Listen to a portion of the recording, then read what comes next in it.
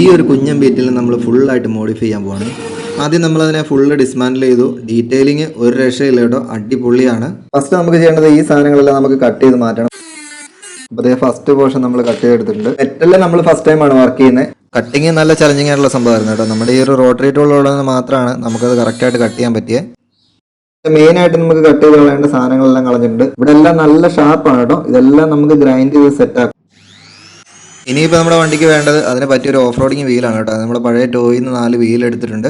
ഇനിയിപ്പോൾ നമുക്ക് നമ്മുടെ വണ്ടിയുടെ പെയിൻറ്റ് റിമൂവ് ചെയ്യണം. അപ്പോൾ നമ്മൾ പെയിൻറ്റ് റിമൂവർ തേച്ച് കഴിഞ്ഞപ്പോൾ പെട്ടെന്ന് പെയിൻറ്റൊക്കെ റിമൂവായി വണ്ടി നല്ല അടിപൊളി ലുക്കായിട്ടുണ്ട്. അതിനുശേഷം നമ്മൾ ചെയ്തത് PVCയിൽ തന്നെ നമ്മൾ വീലാർച്ച് ഉണ്ടാക്കിയെടുത്തു. അപ്പോൾ വീലാർച്ച് സെറ്റ് ചെയ്ത് കഴിയുമ്പോഴത്തേക്കിനുള്ളൂ നമുക്ക് ബാക്കിയുള്ളത് ചെയ്യാൻ പറ്റത്തുള്ളൂ. അപ്പോൾ അതേ വീലാർച്ചും കൂടെ സെറ്റ് ചെയ്തപ്പോൾ ഇതാണ് കേട്ടോ നമ്മുടെ വണ്ടിയുടെ ഒരു ഫൈനൽ ലുക്ക് വരുന്നത്. ഇതിൻ്റെ ഫുൾ വീഡിയോ ഞാൻ എൻ്റെ യൂട്യൂബ് ചാനലിൽ അപ്ലോഡ് ചെയ്തിട്ടുണ്ട് കേട്ടോ.